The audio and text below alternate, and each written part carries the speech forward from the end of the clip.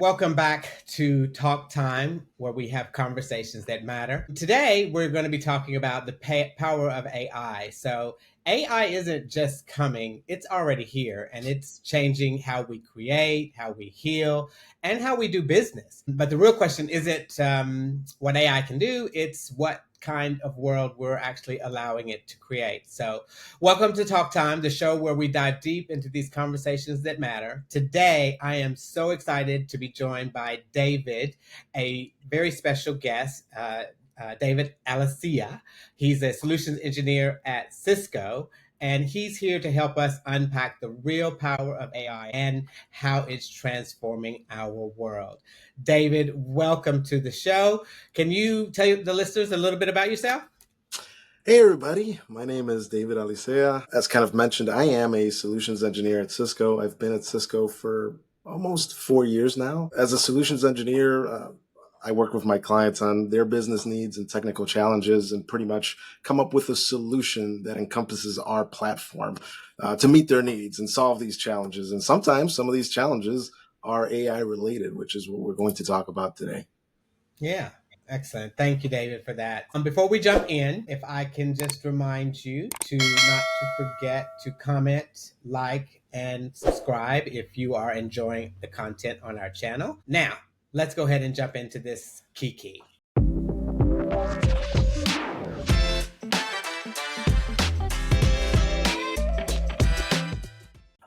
So the first thing we're going to talk about is AI is already here. When I think sometimes when people hear AI, they think of the future, but AI is already embedded in just about everything we do in our everyday lives. It decides what we do on social media. It helps doctors detect diseases. It powers Google Maps, spam filters, and even your photos on your phone.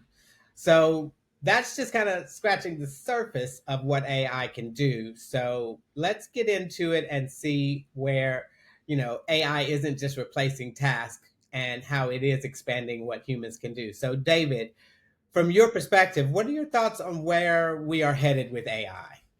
It's interesting because I think in the last year and a half or 2 years, I'm on social media and LinkedIn and all these sites. And I think in the last 2 years, like the word artificial intelligence, the words artificial intelligence, AI, that has been increasing in use as people are discovering what they can do with AI.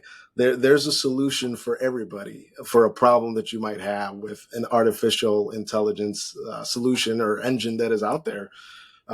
It reminds me, I forgot the name of a movie, but there was a movie where the person was taking a pill to unlock like the 90% of the rest of their brain that they have. Yes, And I remember that. Yes, yes. and that's interesting. Like we're not taking pills here. I'm not advocating for that. But No, no. artificial intelligence is kind of like that pill. Like we're feeding it all this data from around the world. And in a way, it's more than a search engine because you can have it build something for you, right? You can have it do something for you, solve a problem for you. So it's very interesting because it's taking all this data from around the world, from different people, it's putting it together, and it continues to grow, and it's going to grow exponentially. So it is definitely something that I don't believe is going away. We're just going to continue to find more ways to use artificial intelligence. We see it in our solutions at Cisco. Other vendors have solutions that incorporate artificial intelligence. It is not going away. It's out of the box. And sometimes I look at social media and see people are like, well, this is a fad. It's like parachute pants or something. Well, it's not. Even though parachute pants did come back for a little bit. I don't think I own a pair, hopefully. I don't own a But pair either, so no.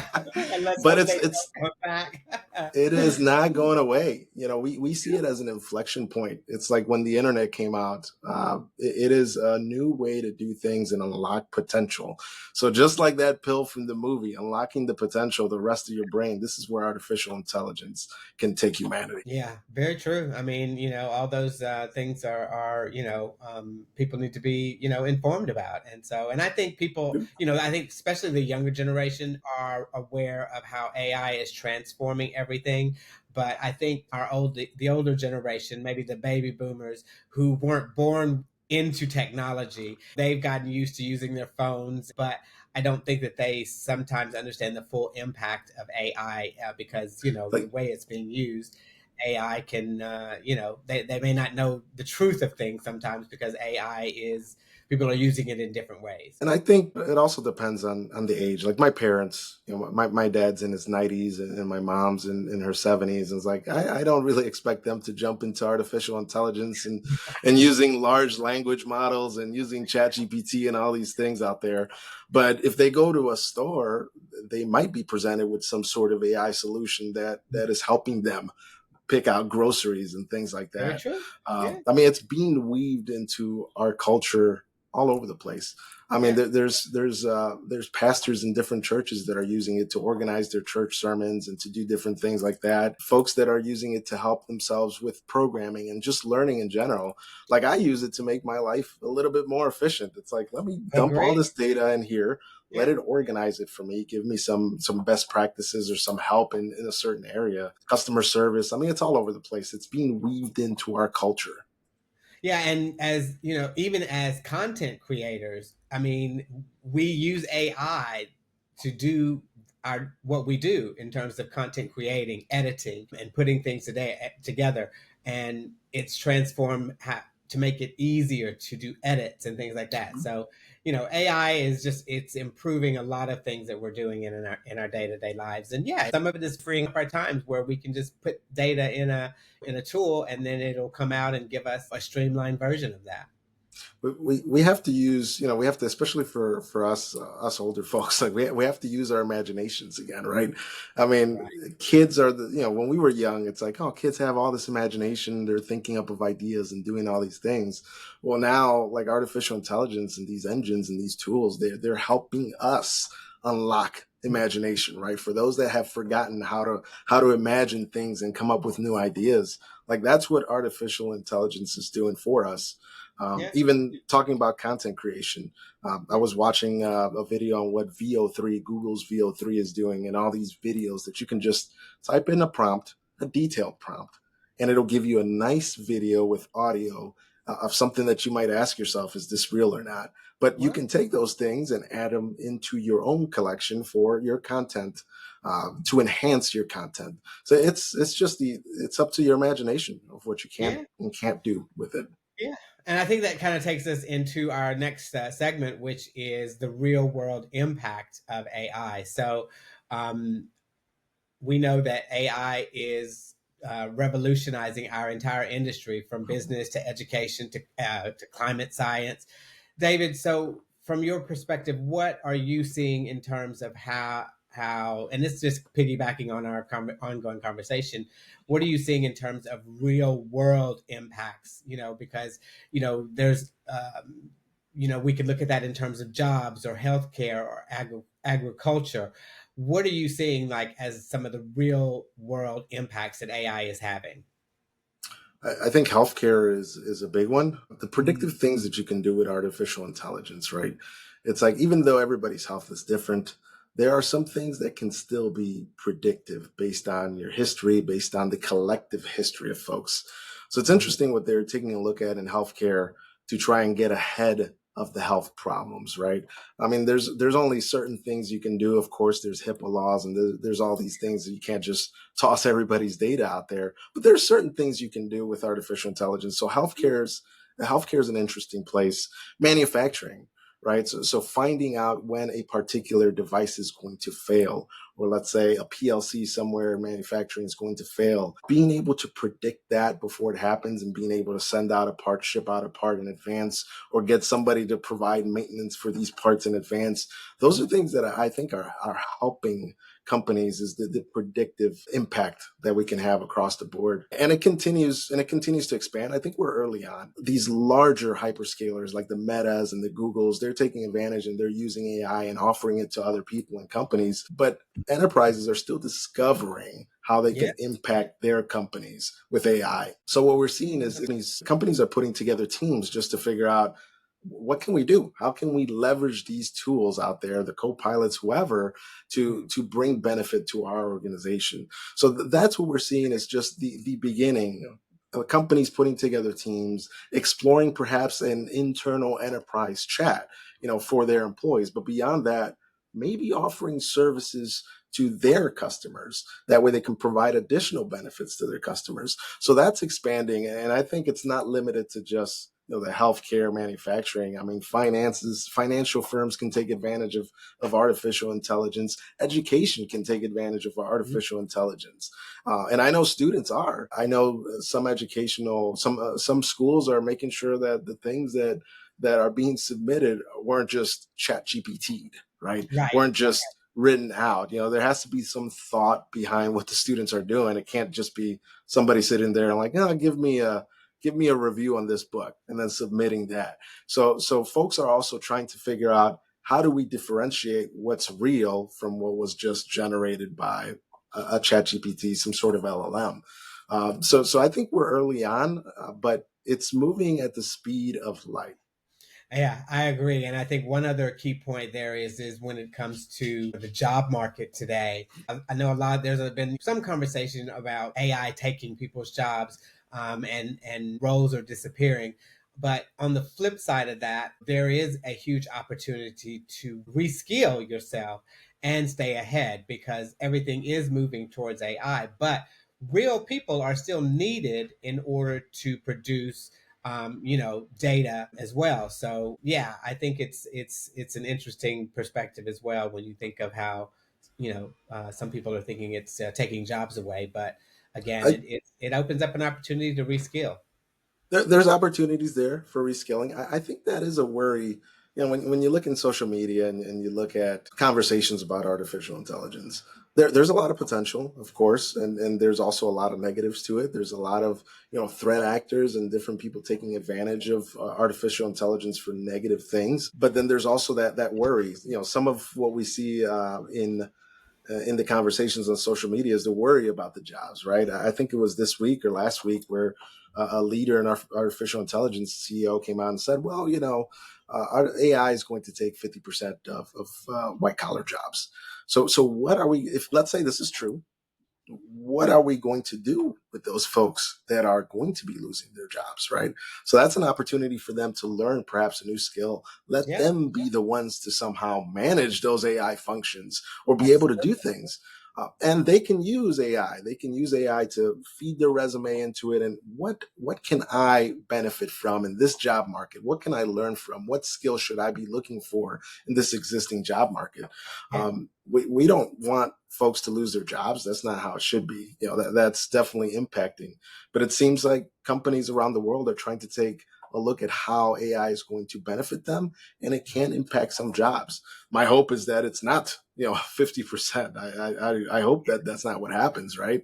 Yeah. Um, but when it happens, if it happens, then it is like you said. Let's look at a possibility of reskilling. Let's look at upskilling. How can we make our skills a little bit better to perhaps pivot into a different field? That's definitely the one thing that I have in mind, and I'm sure a lot of people have in mind, especially when folks online are saying these things about job impact because of AI.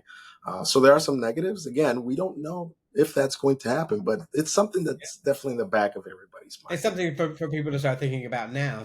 I'm still looking for a job, and I do, and I'm also considering the upskilling because I want to stay ahead of the trend. But there are a lot of courses out there right now for, for AI development and for people to reskill specifically to learn more about AI and how it's being used and, currently and what the future, aspects of it is as well. So that's something for, the listeners to think about. There's always the good and the bad and the ugly, but reskilling is definitely a point where you can stay ahead of the job market and make yourself still more valuable even to your company. Let's use the tools that are out there. Right? I Absolutely. think it's worth it to investigate what you can do with a large language model, with the chat GPTs that are out there, the Claudes.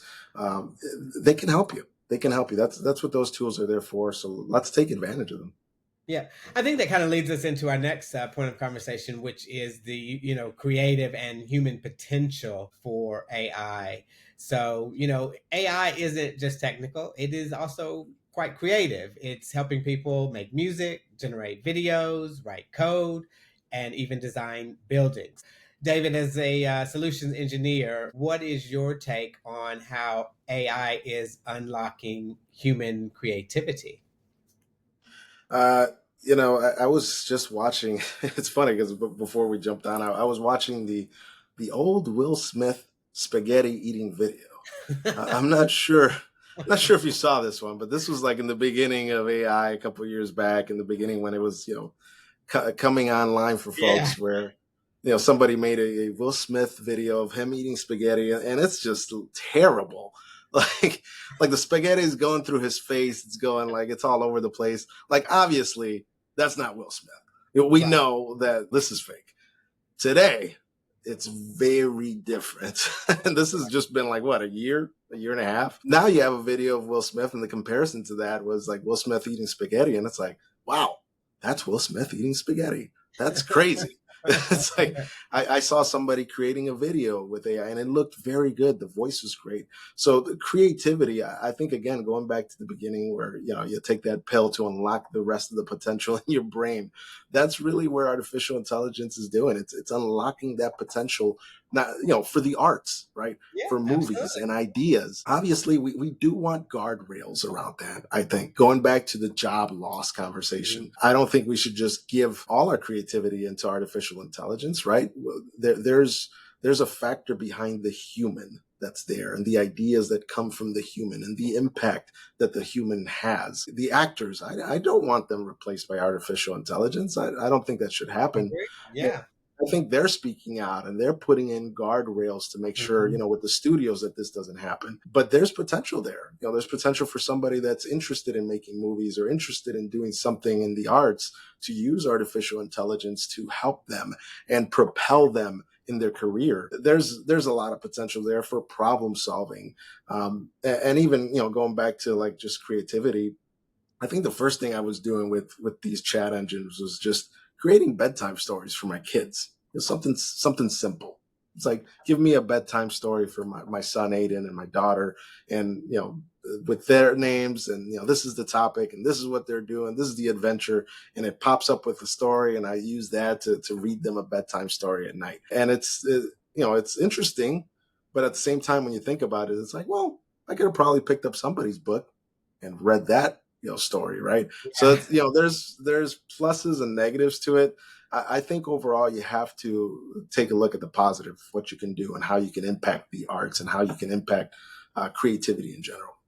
Yeah, agreed. A good example is I can use myself as, because after I was laid off of my job, I was in my mind space of struggling to figure out what I wanted to do next. And although I'm still looking for employment, I never had thought that I would be doing something like this. So being a content creator, a new content creator, it certainly opened up a lot more creativity for me, because I'm doing things I would have never thought. Like I had to, I never knew how to edit a video.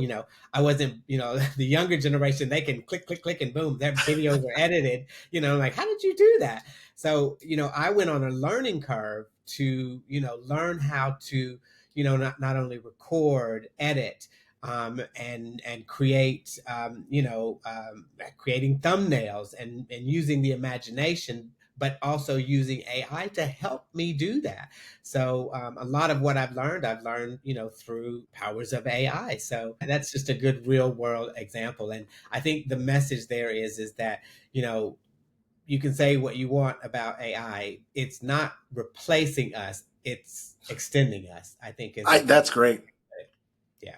I think extending us is great, right? We could always use another pair of eyes and arms, and this is what artificial intelligence is doing for the community.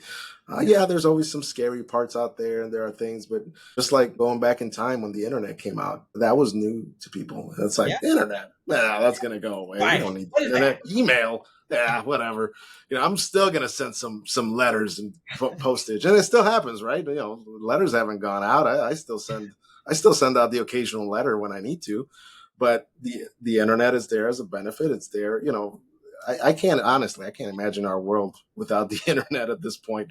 It is like having the lights on and the gas on the stove. It's important. Eventually, I think we'll be there in that same thought with AI. Like Mm. eventually, it's like, oh, I can't live without this. I can't live without this extra pair of hands Yeah. that's here to assist me.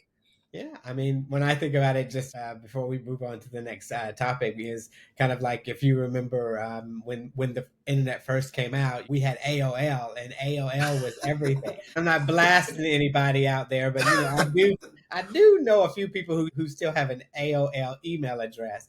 But I think of where we've come since AOL till now, and how we have in the beginnings of AI, you still had that opportunity to chat with people online, and that was the beginning of it. But look at where that's evolved into. I think is a Mm. good way to look at AI as well. Businesses are set up for it, right? So I mean, the internet came out and it unlocked so much for businesses out there. Same thing with artificial intelligence. Artificial Yeah. intelligence is out, it's evolving, and it's unlocking more and more for different organizations, whether it's finance, manufacturing, education, the government. The potential is almost limitless. Yeah, agreed. And that leads us really kind of like into our next point of topic, which is how we can use AI in our careers. So, I mean, let's get practical about that. Because there are ways that you can leverage AI for career growth. So, we already kind of talked about one of those, which was personalized learning and upskilling using platforms like LinkedIn, ChatGPT to expand your learning on AI. But David, what are some things that you are thinking about how AI can be used to enhance people's careers and job searches? I think one of the things, especially in my field, certifications are a big thing, right? Whether it's a Cisco certification or whether it's another third party certification, whoever it is, a lot of what we do is consistent and constant learning, like that. And it happens in many fields, but I think in the world of technology, it's like I have to keep up, what we're talking about, Yeah, artificial intelligence. I have to keep up with these things, and certification exams always pop up as something that you can go for, to prove it's like, hey, I know A, B, and C. I took yeah, this test, I passed it. I can do this in my real world in life. So oftentimes what I've struggled in the past with, like, certification and studies, is finding resources for studying. Like, you can go on and you can do a search engine online and you can, give me the study material for this, and you'll get something. yeah, Or even taking like an example test. Like, there's stuff that's out there. But with artificial intelligence, I think that's for somebody who's studying, is looking to obtain a certification, an industry certification, Cisco, whoever. I think these engines are important because you can tell it, hey, I am studying for such and such exam. Please give me 10 sample questions, to practice with. yeah, Give me a sample test that I can practice with. And these are things that people can do to practice and or to learn or find material, or like, hey, please consolidate these resources into one thing to study from. yeah. I mean, Um, but a lot of people are using Chat GBT for that. I mean, I'll be honest. Like my partner was using Chat GPT long before, and he was telling. I'm like, I don't know what is that. I don't come on. That's just add more AI crap. And so, but then when I started doing this YouTube content creation, I quickly became to love Chat GPT because it certainly has helped me in terms of create in content creation. So yeah, it does. Like, I'm doing a series now on my channel, and before I started the series, I was like, well, I know this subject, which is identity services engine. It's our network access control at Cisco. It's like, I know this subject, I've used it, but I still, I want to ask ChatGPT, like, can you give me like bullet points as a content creator? yeah, I guess I am sort of. Like, give me some bullet points of the videos that I can, bring to the folks out there based on my previous experience and things like that. And it puts together information for you, and it's a beautiful thing because honestly, I can spend minutes and put information myself. Or it's like, well, let me give it a try. Let me give ChatGPT a try, see what it spits out, and then I'll fine tune it myself, and I'll take that, and that's my plan going forward. So again, it's a way to extend yourself and extend your knowledge and your capabilities. Yeah, agreed. Yeah, I think another good point is, and I've used this recently, is in terms of job search, but also in everyday life, it's improving communication because you have real time translation now. You have things like Grammarly where you can if you're not the best at punctuation and you use and you're in a business setting, you can use Grammarly to help clarify or to find mistakes, and all of that is done powered by AI. So I think it's improving how we communicate with each other. And another way that was recent for me is this: my in-laws were here visiting recently, and they're from France, so and they don't speak very good English, and even though I've tried, I don't speak very good French. So while Oui, they were oui. visiting, yeah, yeah, bye we. So while they were here, like I was on my Google Translate the entire time and using it to communicate effectively with them. So that's just one way that AI is improving how we communicate with each other. And because we're talking about jobs and things like that, and another area that I think I've seen folks online using it for, again, going to the certifications and giving, and having example tests come in so you can practice, but like even interviews, like mock Yeah. interviews. So that's an area. It's like, hey, I'm going to apply for such and such position. What kind of questions will I encounter? What should I know? What should I learn? What should I concentrate on? Yeah. Yeah, you can get that information maybe from somebody online, somebody in the role as well. But this is, AI, again, going back to extending and unlocking, gives us all that information in one place. It's collecting it and it's giving it to us like, well, this is what you should concentrate on. This is what you'll ask. Give me an example, a mock interview, right? So, Yeah. ask me these questions and I can answer. It's another area that I've seen folks online also utilizing AI. Yeah, absolutely. I mean, I did those things when still in my job search now, so it's certainly improved my way of thinking and my approach to job searching. I hadn't had to look for a job in many, many, many years, but doing so now, everything's changed. I'm from the generation where we hit the pavement to submit an application. But now everything's submitted online, and then and even when you submit those, there's assessments that you can do that some companies ask for, and AI is generating that information and plugging it into their system where they can then have a better screening process for potential hiring of employees. So there are definitely many other ways that we could talk about how to use AI in your career growth, but the thing we're going to talk about next is the double-edged sword of AI. So there's always the good, the bad, and sometimes the ugly. But we're going to jump into a quick conversation about the double edged sword of AI. So, with all great power comes serious responsibility. I think there's another version of that phrase out there for a specific movie. But with great power comes serious responsibility. So, David, there are lots of risk with AI, and some of those risks are becoming even more widespread. So, what do you think about what are some of the highest risks we're looking at as AI continues to grow? Going by things people say and from movies and songs, every rose has its thorn. AI is great stuff. It's unlocking, it's extending, but at the same time, we sort of hinted at it today, right? There's folks that are setting up guardrails because with any solution, with any tool, it can be used for negative, right? The internet is a great thing, but it has been used for bad things, right? The same thing with artificial intelligence. We're seeing threat actors, we're seeing attackers out there in the cybersecurity space that are taking advantage of artificial intelligence tools, right? They can mimic your voice and they Yeah. can call somebody and say, hey, this is Kenneth. I want to invite you to such and such. Meet me here, or give me this link, or do something. Click on this. So now, the trust and verify goes even more. trust, trust, and trust again. Don't just trust blindly. Verify, Yeah. verify, verify. Yes, Because am exactly. I really talking to Kenneth? Is any of this real? Are we really, are we really on this podcast? This I'm could really be here. I'm all. really This here. is all fake. I'm not real. But so those are the things that we're seeing, Yeah. that attackers are taking advantage of artificial intelligence, and that's why companies like Cisco, we have to stay ahead of that with our solutions. We have to defend, the use of AI that's out there. We have to defend what people are doing, because attackers are getting in the middle and they're trying to take advantage of the solutions that people have come up with artificial intelligence. Yeah. So how do we protect that data? So AI needs to be protected, and at the same time we need to be, have an eye out on what people are doing.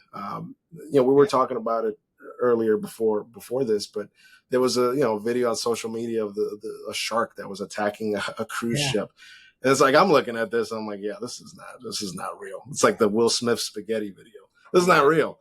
Yes. But there are people out there that are older, like my parents. They're older. They see a video like this, and I've talked to my parents, and they're on Facebook. They're looking at these videos that just fly by on Facebook, and they're like, "Oh, did you know that such and such did this, or this? This meteor hit Italy or something?" Or like, Yeah. no, this is fake. Yeah.